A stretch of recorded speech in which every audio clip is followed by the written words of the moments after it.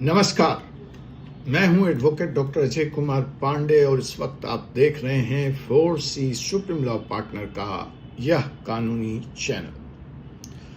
आज हम आपको बहुचर्चित और ईगरली अवेटेड या much talked about case money laundering, PMLA का कानून, इन्फोर्समेंट डायरेक्टरेट उस केस की तरफ लिए चल रहे हैं और वो भी सुप्रीम कोर्ट ऑफ इंडिया, जो एक आशा की किरण लेके डूबती हुई नैया में आया है उन लाखों करोड़ों लोगों के लिए जिनके पैसे भिन्न भिन्न इन्वेस्टमेंट स्कीम्स में, रियल एस्टेट कंपनियों में डूब गए। आज हम एक ऐसे फैसले के बारे में यहाँ बात करेंगे अपने इस एपिसोड में जो आपकी जिंदगी बदल सकता है। Yes, we are talking of prevention of money laundering act और उसके तहत reinstitution of properties. We are going to explain the provisions and this latest judgment from the Supreme Court। अर्थात जिनका कोई कसूर नहीं है, जो बेकसूर हैं, उनका पैसा आखिर ईडी की इस कार्रवाई में क्यों फंसता है, उनको उनके साथ अन्याय क्यों होता है और उनका पैसा इस जजमेंट के बाद सुप्रीम कोर्ट में किस तरह से वापस होगा। इन सारी बातों को इस केस के मद्देनजर हम समझेंगे अपने अपने दर्द के हिसाब से, अपने अपने केस में कि ये फॉर्मूला वहां लागू करके या लागू करवा के किस तरह जल्दी से जल्दी अपने डूबे हुए पैसे को इन्वेस्टर्स ले सकते हैं, प्राप्त कर सकते हैं। हम यह भी बात करेंगे कि कानून में कहाँ खामियां हैं या कानून ठीक है, कानून के एक्सक्यूटेशंस में प्रॉब्लम्स है और अगर कोई कानून में कमी भी है तो उसको कब एड्रेस किया जाएगा, कौन एड्रेस करेगा, वह सवाल पॉलिटिकल मास्टर्स के पास है। तो उनकी क्या जवाबदेही बनती है, हम उनसे क्या कर सकते हैं, चाह सकते हैं, कराना चाहिए, चाहना चाहिए, यह सवाल भी आज यहाँ बड़ी गंभीरता के साथ सीरियसली हम डिस्कस करेंगे। तो जी हाँ, आज जो सच मैं आपको यहाँ बताने जा रहा हूं मनी लॉन्ड्रिंग के इस केस में, वो आपको बिल्कुल पता नहीं है। करोड़ों लोग जिनके पैसे डूब गए हैं, वो इधर से उधर एडवोकेट के अदालतों के चक्कर लगा रहे हैं। आज उनको वो खजाना देने जा रहा हूं जिसका वो बरसों से इंतजार कर रहे हैं। जी हां, एक ऐसे केस की बात करने जा रहा हूं जहां इन्फोर्समेंट डायरेक्टरेट ने सुप्रीम कोर्ट में 175 करोड़ रुपए वापस किए 213 इन्वेस्टर्स के। आखिर ऐसा कैसे संभव हुआ, वह कौन सा फॉर्मूला था या है जिसके बल पर मैं दूसरे इन्वेस्टरों के भी पैसे लौटने की प्रबल संभावना देख रहा। लेकिन यहाँ पे एक राइडर भी है। वो राइडर है कि इस केस में 8 लोगों को बिल्कुल कोई पैसा ईडी ने नहीं दिया, उनका इन्वेस्टमेंट जीरो मान लिया गया। आप जानते हैं,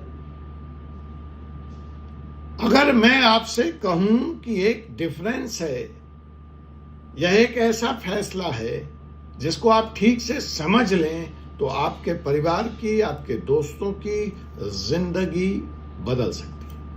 अगर आपने भी कभी किसी स्कीम में पैसा लगाया है, प्रॉपर्टी खरीदी है, कोई इन्वेस्टमेंट किया है, तो यह वीडियो आपके लिए निहायत ही जरूरी है, अनिवार्य है। क्योंकि आज मैं एक ऐसा फॉर्मूला डिकोड करूंगा यहाँ सुप्रीम कोर्ट के इस जजमेंट के बैकग्राउंड में, परिप्रेक्ष्य में, जिसके सहारे 1.72 लाख हीरा गोल्ड विक्टिम्स को राहत मिल सकती है, जिसके सहारे 5-7 हजार फॉल्कन इन्वेस्टर्स की जिंदगी बदल सकती है, जिसके बल पर 1.25 लाख व्यू नाउ के इन्वेस्टरों को भी फायदा हो सकता है। लेकिन ये सब बातें उस केस की हैं जहां चाह कर भी अभी तक कुछ नहीं हुआ है या कुछ नहीं हो रहा है। तो आइए आप जानना चाहेंगे इन सारे केसों की हकीकत और पैसा मिलने का फॉर्मूला। तो आइए हम शुरू करते हैं रिस्टिट्यूशन टू इनोसेंट इन्वेस्टर्स। बेगुनाह इन्वेस्टर्स को उनके संपत्ति, उनके पैसे को वापस करने का कानून, और करते हैं उसका पोस्टमार्टम, पूरा विश्लेषण, लीगल एनालिसिस। तो साहब, हम आपको लिए चलते हैं खूबसूरत शहर राजस्थान के उदयपुर, जिसको सिटी ऑफ लेक के नाम से भी जाना जाता है, और जहां ताज विलास जैसे लग्जरी होटल्स हैं। तो साहब, इसी उदयपुर शहर में एक दास्तां लिखी गई 2013। यहां एक प्रोजेक्ट आया, रॉयल राज विलास। इस प्रोजेक्ट ने 213 लोगों की जिंदगी को प्रभावित किया, और उन सब ने अपनी जिंदगी भर की गाड़ी कमाई इस प्रोजेक्ट में झोंक दिया, और टोटल इन्वेस्टमेंट जो उस वक्त हुआ 2013 में, वो 175 करोड़ रुपए था। सभी ने अपना इस आशियाने में एक सपना देखा, घर बनाने का। ये सारे के सारे मिडिल क्लास फैमिलीज थी, रिटायर्ड गवर्नमेंट एम्प्लॉयज थे, और या छोटे मध्यम बिजनेसमैन थे, शिक्षक थे, टीचर्स थे। सबने सोचा उदयपुर सिटी ऑफ लेक में अपना भी एक घर होगा। प्रोजेक्ट का नाम भी था रॉयल राज विलास, तो अपना महल होगा। लेकिन 2019 में हुआ कुछ और ही। इन्फोर्समेंट डायरेक्टरेट ईडी ने एक बड़ी कार्रवाई करते हुए सारे की सारी प्रॉपर्टी को अटैच कर दिया। क्यों? क्योंकि बिल्डर के खिलाफ बैंक फ्रॉड का एक केस आ गया। भारत बॉम्ब नाम के इस बिल्डर ने सिंडिकेट बैंक से 1,267 रुपए की ठगी कर डाली, और इस ठगी का परिणाम भुगतना पड़ा इन 213 लोगों को, जिन्होंने अपने मेहनत की गाड़ी कमाई को इस प्रोजेक्ट में ठोक दिया था। अब इन 213 फैमिलीज वालों के हाथ न घर था, न पैसा वापस आया, और ना ही कोई जवाब। उल्टे जिन लोगों ने लोन लिए थे बैंक से, उनकी EMI आई। अगर ये कहीं किराए पे रह रहे थे, वो किराए की मार महीने दर महीने इन पर वैसे ही जारी रही। मिला क्या? तो मिला सिर्फ इंतजार। अब ये इंतजार भी कितने दिन का? 12 साल का राम जी के वनवास की तरह। 12 साल इंतजार। इस 12 साल में बच्चे बूढ़े हो गए, पेरेंट्स जिन्होंने प्रॉपर्टी बुक करी थी वो रिटायर्ड हो गए, कुछ लोग इस दुनिया से भी चले गए, किसी के बेटी की शादी रुक गई, तो किसी के बच्चे की पढ़ाई छूट गई। एग्जैक्ट वही सिनेरियो जो इस वक्त व्यू नाउ, हीरा गोल्ड, फाल्कन और ऐसे दूसरे इन्वेस्टमेंट स्कीम में लोगों के साथ हो रहा है। ऐसा क्यों हुआ? क्योंकि इन सब लोगों का सारा पैसा इस प्रोजेक्ट में फंसा हुआ था। अब यह है तल्ख सच्चाई ऑनेस्ट इन्वेस्टर्स की। देखिए, गलत बैंक के साथ 1267 करोड़ का फ्रॉड भारत बॉम्ब ने किया, बिल्डर ने किया। कार्रवाई ईडी ने करी, उसको पकड़ लाई। प्रॉपर्टी किसकी अटैच हुई?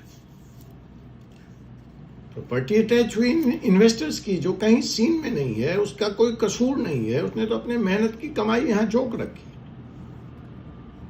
लेकिन साहब अक्टूबर 2025 सब कुछ बदल गया एक झटके में। कहते हैं ना, इंतजार की घड़ियां बड़ी अच्छी होती।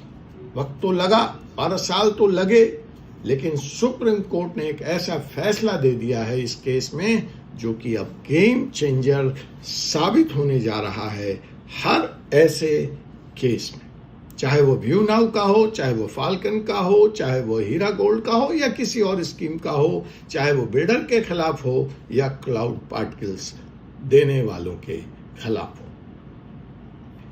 सुप्रीम कोर्ट ने इन्फोर्समेंट डायरेक्टरेट से कहा कि देखिए, जाइए, जाके हर बुकिंग को चेक कीजिए, एक एक बुकिंग की, एक एक बार की इन्वेस्टिगेशन करिए।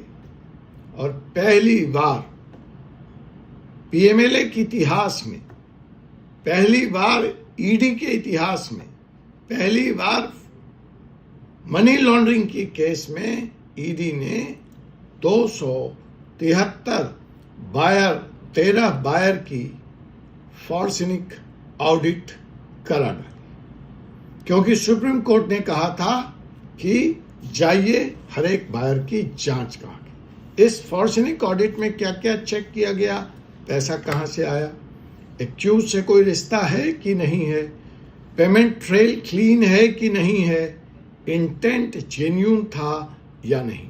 और रिजल्ट क्या मिला? रिजल्ट मिला कि 365 यूनिट में से 354 यूनिट बिल्कुल क्लीन थे, बिल्कुल होम बायर्स को बेचे गए थे, लेकिन 11 यूनिट्स में प्रोसीड्स ऑफ क्राइम भी इन्वेस्ट किया गया था, छुपाया गया था। मतलब 97% लोग इनोसेंट थे, लेकिन 3% गिल्टी थे, टेंटेड थे। और इन 3% लोगों के लिए सारे लोगों का पैसा रोक दिया जाना, सारे लोगों का एसेट्स फ्रीज रखे रहने देना कहाँ तक उचित था।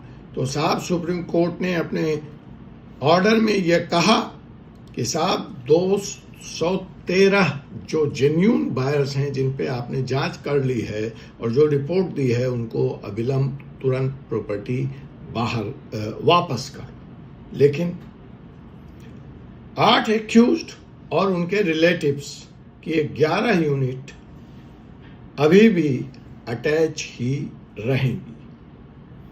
और सबसे महत्वपूर्ण बात इस मुकदमे की यह है कि सुप्रीम कोर्ट ने पहली बार ईडी की इस मसले में तारीफ की।